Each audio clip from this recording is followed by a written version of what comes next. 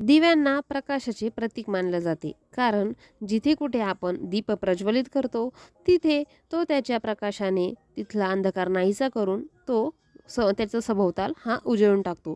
त्याचप्रमाणे आपल्या आयुष्यातील अंधकार नाहीसा करून, आपल्या आयुष्यातील अज्ञानाचा अंधार दूर करून आपले आयुष्य हे ज्ञानाच्या, प्रगतीच्या, सुखाच्या प्रकाशाने उजळून टाकण्याचे काम हे दीपक म्हणजेच दिवा करत असतो.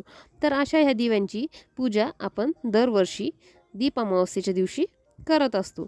श्री स्वामी समर्थ. पुन्हा एकदा तुम्हा सर्वांचे माझ्या चॅनलमध्ये खूप खूप स्वागत आहे. तर ह्या वर्षी म्हणजेच वर्ष 2026 मध्ये दीप अमावस्या ही 12 ऑगस्ट 2026 वार बुधवारी आलेली आहे. या दिवशी आपण दीप अमावस्या साजरी करणार आहोत. दरवर्षी आषाढ महिन्याचा शेवटचा दिवस हा म्हणजेच आषाढ अमावस्येचा दिवस हा दीप अमावस्येचा दिवस म्हणून साजरा केला जातो. कारण हा आषाढ महिन्याचा शेवटचा दिवस हा दीपपूजनाचा दिवस असतो आणि ह्या दिवशी आपण प्रत्येक घरात दिव्यांची ही विशेष पूजा केली जाते. तर आषाढ महिन्याच्या शेवटच्या दिवशी दीप अमावस्येचा दिवस असतो आणि यालाच पितृतर्पण दिवस असे देखील म्हणलं जातं.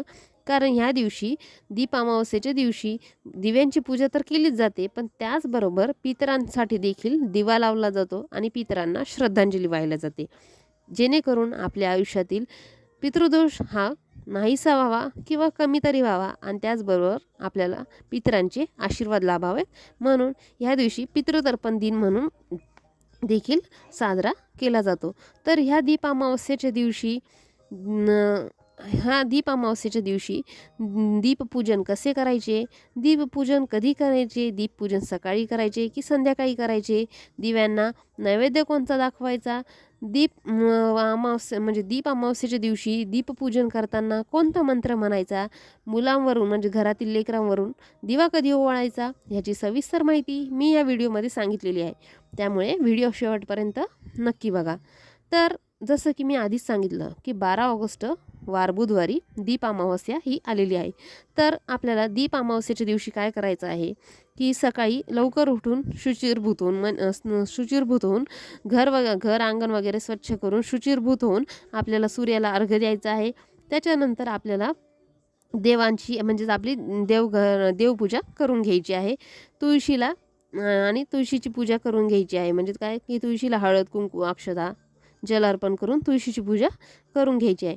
त्याच्यानंतर आपल्या घरातील जेवढे दिवे असतील, मग ते आपण आपले रोजचे वापरायचे दिवे असू किंवा आपले असे कधीमधी सणावाराला वापरायचे दिवे असू, मग समई असू किंवा मोठे दिवे असू, लहान दिवे असून फुलवात लावायचे दिवे असू किंवा तेलवात लावायचे म्हणजेच काय तुपाचे दिवे असू नाही तर तेलाचे दिवे असू, म्हणजे पूजा करताना प्रज्वलित करण्याचे दिवे असू देत किंवा आरती करण्याचे दिवे असू देत, ते सगळे दिवे आपल्याला स्वच्छ धुवून आणि एखाद्या कोरड्या स्वच्छ कपड्याने पुसून घ्यायचे आहेत. त्याच्यानंतर आपण देवपूजा केलेल्या त्या ठिकाणी म्हणजे जर तुमचं देवघराच्या बाजूला जर थोडी जागा वगैरे शिल्लक असेल तर तिथे किंवा मग हॉलमध्ये किंवा एखाद्या अशा ठिकाणी की जिथं बाबा तुम्ही ही पूजा मांडू शकतात. तुमच्या घरात बेडरूममध्ये वगैरे नाही मांडायची आपल्याला, एक तर किचनमध्ये किंवा देवघरापाशी किंवा हॉलमध्ये अशा एखाद्या ठिकाणी तुम्हाला जिथे कुठे तुम्हाला ही दीपपूजनाची पूजा म्हणजे दिव्यांची पूजा मांडायची आहे तिथं तुम्हाला ती जागा स्वच्छ करून घ्यायची आहे. आणि तिथं तुम्हाला काय करायचं आहे की एक पाट किंवा चौरंग मांडायचा आहे. ती जागा स्वच्छ करून घेतल्यानंतर तिथे पाट किंवा चौरंग मांडा. त्याच्यावर लाल किंवा केशरी रंगाचं वस्त्र अंथरायचं आहे. त्या पाट किंवा चौरंगाभोवती रांगोळी काढा. रांगोळीवर हळद कुंकू टाका. त्यानंतर त्या पाटावर म्हणजे त्या चौरंगावर जो कोणता कपडा तुम्ही अंथरलेला आहे, तर आपल्याला माहिती आहे की आपल्या हिंदू धर्मात कुठलंही शुभ कार्य करताना आधी गणपतीचं पूजन केलं जातं. त्यामुळे त्याचप्रमाणे दीपपूजनाच्या दिवशी देखील दिव्यांच्या पूजेच्या आधी गणपतीचं पूजन करायचं असतं. तर त्याच्यासाठी तुम्हाला काय करायचं आहे की त्या चौरंगावर तुम्हाला 2 विड्याचे पानं ठेवायचे आहेत आणि त्याच्यावर तुम्ही एक तर तुमच्या देवघरातील गणपतीची मूर्ती मांडू शकता किंवा मग गणपतीचं स्वरूप म्हणून तुम्ही त्या विड्याच्या पानावर लाल सुपारी ठेवायची आहे. ती लाल सुपारी ठेवल्यानंतर त्याला हळद कुंकू, गुलाल वाहा, अक्षता वाहा, एखादं फूल वाहा, त्याला वस्त्रमाळ, हळद कुंकवाची वस्त्रमाळ घाला आणि साखरेचा नैवेद्य ठेवा. त्याच्यानंतर तुम्हाला तुमच्या घरातील जेवढे कोणते दिवे आहेत ते घेऊन तुम्हाला प्रत्येक दिवा हा त्या म्हणजेच त्या चौरंगावर पाटावर मांडायचा आहे. पण ते प्रत्येक दिवा मांडण्याआधी तुम्हाला खाली 2-2 दाणे अक्षदाचे म्हणजे तांदळाचे टाकायचे आहेत. म्हणजे समजा तुम्ही समई ठेवताय चौरंगावर, तर ती समई ठेवण्याआधी त्याच्या खाली आधी 4 अक्षताचे दाणे टाका, मग त्याच्यावर समई ठेवा. मग पुढे आणखीन एखादा नंददीप ठेवत असाल तर त्याच्या खाली आधी 4 अक्षताचे दाणे टाका आणि मग त्याच्यावर नंददीप ठेवा. निरंजन ठेवत असाल त्याच्या खाली आधी 4 अक्षताचे दाणे टाका, मग निरंजन ठेवा. अशा प्रकारे तुम्हाला सगळ्या दिव्यांची त्या चौरंगावर मांडणी करायची आहे. आणि ती मांडणी केल्यानंतर तुम्हाला प्रत्येक दिव्याला हळद कुंकू हे वाहून घ्यायचं आहे.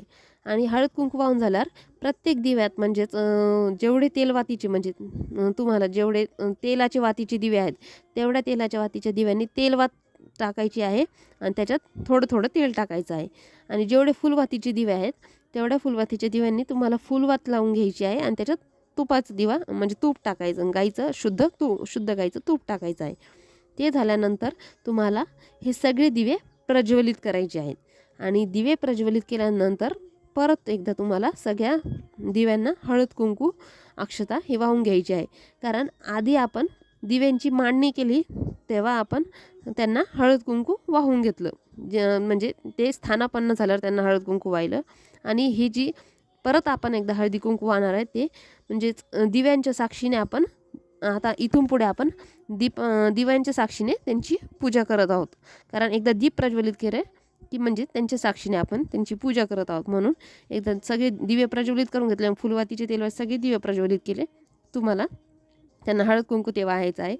आणि तुमच्याकडे असेल तर प्रत्येक दिव्याला सेपरेट फूल वाहा, नसेल तर तुमच्याकडे जेवढे असेल तेवढे फुलं वाहा. एकही फूल नसेल काही हरकत नाही. आणि प्रत्येक दिव्याला मग ते फुलवातीचा दिवा असो तेलवातीचा दिवा असो प्रत्येक दिव्याला तुम्हाला हळद कुंकवाची वस्त्रमाळ ही घालायची आहे. आणि तिथे धूपदीप लावायचा आहे. सरसगट एकच घालू नका, सरसगट एकच वस्त्रमाळ घालू नका. प्रत्येक दिव्याला सेपरेट वस्त्रमाळ घालण्याचा प्रयत्न करा. तुम्ही जर घरी करू शकले तर अतिउत्तम, नाही घरी करू शकले तर मार्केटमध्ये विकत ही सहज उपलब्ध होऊन जाते. तर तुम्ही प्रत्येक दिव्याला वस्त्रमाळ घालायची आहे, हळद कुंकू अर्पण करायचं आहे. असेल तुमच्याकडे तर फुलं अर्पण करा, नसेल तरी काही हरकत नाही. मग तिथे तुम्हाला अगरबत्ती लावायची आहे. आणि तुम्हाला हे दीपपूजन करताना तुम्हाला शुभम करोती कल्याण हा मंत्र म्हणायचा आहे. आपण जो रोज संध्याकाळी सायंकाळी दिवे लावणीला म्हणतो ते तुम्हाला म्हणायचं आहे. तुम्ही म्हणू शकले तर ठीक, नाही म्हणू शकले तर तुम्ही मोबाईलवर यूट्यूबवर लावून द्या मंद आवाजात आणि तुम्ही तुमची पूजा चालू ठेवा. अशा प्रकारे तुम्हाला ही दिव्यांची पूजा करायची आहे. आणि त्याच्यानंतर तुम्हाला दिव्यांना लाह्यांचा प्रसाद हा लाह्या किंवा मुरमुऱ्यांचा प्रसाद हा ठेवायचा आहे.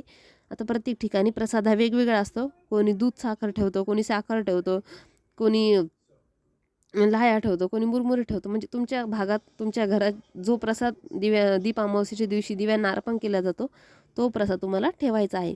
आणि सर्वात महत्त्वाचं म्हणजे ह्या दिवशी म्हणजे दीप अमावस्येच्या दिवशी दीप अमावस्येची कथा ही एक तर तुम्ही वाचा, नसेल तुम्हाला वाचणं शक्य तर तुम्ही ती मोबाईलवर लावून ऐका. ती कथा ऐकल्याशिवाय किंवा ती कथा वाचल्याशिवाय ही दीप अमावस्येची पूजा पूर्ण होत नाही. म्हणून त्या दिवशी ही कथा तुम्हाला कसंही करून एक तर वाचा किंवा ऐका, जसं तुम्हाला म्हणजे सोयीस्कर होईल त्या पद्धतीने. ते झालं त्यानंतर तुम्हाला कणकीचे दिवे करायचे आहेत. मग कणकीचे तुम्ही 5 दिवे करा किंवा 7 दिवे करा, 9 दिवे करा, जसं तुमच्या घरात वडिलोपार्जित जी परंपरा चालू आलेली आहे त्याप्रमाणे. जर तुमच्या घरात 5 दिवे करत असेल तर मग तुम्हाला कणकीचे 5 दिवे करायचे आहेत. कणकीचे 5 दिवे कसे करणार? कणिक घ्यायची, त्याच्यात चिमूटभर हळद टाकायची, मीठ वगैरे टाकायचं नाही. कणिक घ्यायची, त्याच्यात चिमूटभर हळद टाकायची आणि ते कणिक तिंबून घेऊन त्याचे एकमुखी दिवे बनवायचे आहेत.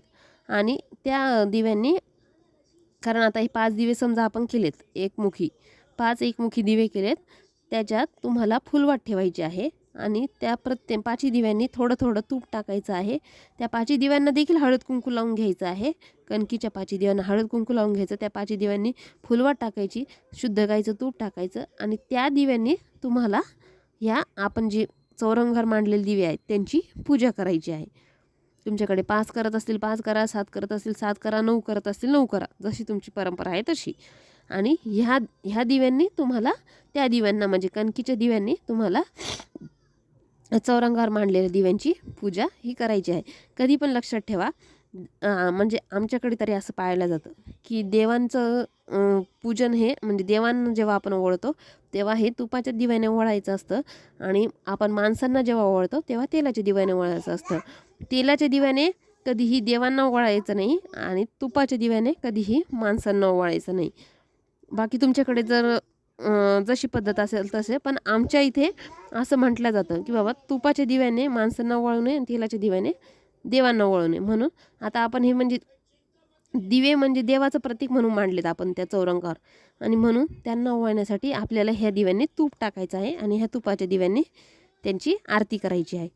आता ही जी पूजा आहे ही पूजा तुम्हाला सकाळी केली तर तुम्ही त्या दिवशी संपूर्ण दिवसभर राहू द्यायची आणि संध्याकाळच्या टायमाला म्हणजे प्रदोष वेळेस सायंकाळच्या वेळेस तुम्ही त्या दिव्यांनी परत थोडं थोडं म्हणजे तेलाच्या दिव्यांनी तेल आणि तुपाच्या दिव्यांनी तूप टाकून परत ते प्रज्वलित करायचे आहेत.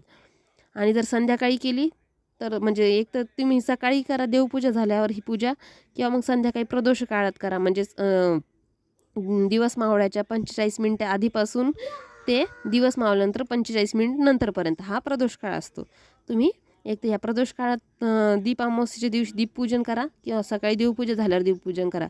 आणि जर तुम्हाला नाहीच शक्य झालं दोन्ही वेळेस तर तुम्ही संपूर्ण दिवसभरात जेव्हा कधी तुम्हाला वेळ भेटेल संध्याकाळपर्यंत तोपर्यंत तुम्ही दीपपूजन हे करू शकतात. आता हे दीपपूजन झाल्यानंतर हे कणकीचे दिवे जे आहेत ज्यांनी आपण आरती केली ते तिथंच तसेच त्या दिवशी मांडून ठेवायचे आहेत. आणि आता संध्याकाळी म्हणजेच अगदी 8 7:30 8च्या पुढे तुम्ही तुमच्या घरातल्या मुलांना ओवाळू घ्यायचं आहे. तर मुलांना ओवाळण्यासाठी काय करायचं की तसंच कणकीचे चिमूटभर हळद टाकून मीठ न टाकता कणकीचे चिमूटभर हळद टाकून 2 दिवे बनवायचे आहेत आणि त्याच्यात तेलवात टाकायचे आहे. मुलांना ओवाळण्यासाठी तेलवात, देवांना ओवाळण्यासाठी फुलवात. तर हे जे मुलांना ओवाळण्यासाठी एक मुखी आपण कणकीचे 2 दिवे बनवले त्याच्यात तेलवात टाकायची, तेल टाकायचं आणि त्या दिव्याने मुलांना ओवाळायचं आहे. हे अशा प्रकारे संध्याकाळी ह्या 2 दिव्यांनी मुलांना ओवाळून घ्यायचं आणि ते दिवेही तसेच राहू द्यायचे. आणि त्या दिवशी संपूर्ण दिवसभर म्हणजे संध्याकाळी अगदी रात्रीपर्यंत म्हणजे दुसऱ्या दिवशी सकाळपर्यंत तुम्हाला ही पूजा अशीच राहू द्यायची आहे. आणि दुसऱ्या दिवशी सकाळी स्नान करून शुचिर्भूत झाल्यानंतर तुम्हाला ती पूजा उचलून घ्यायची आहे. म्हणजे कसं की मग ते सुपारी स्वरूप मानलेला गणपती म्हणजे तुम्ही जे गणपती मांडलाय ते उचलून घ्यायचा, हे सगळे दिवे उचलून घ्यायचे आणि ह्या दिव्यांना घातलेली सगळी ती वस्त्रमाळा जे काही आहे ते तुम्ही निर्मला सोडून द्या.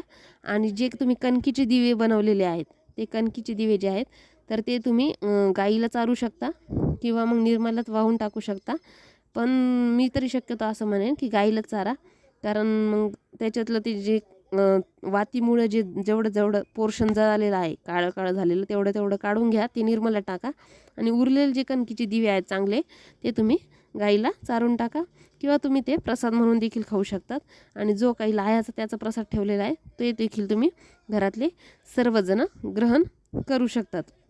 आणि तुम्हाला फक्त दीप अमावस्येच्या दिवशी एवढीच प्रार्थना करायची आहे की हे की तुझ्या प्रकाशाने माझं घर माझा परिवार हा सुख समृद्धीने प्रगतीने आरोग्याने प्रकाशमय होऊन जाऊ देत, तुझी कृपा आमच्यावर सदैव राहू देत.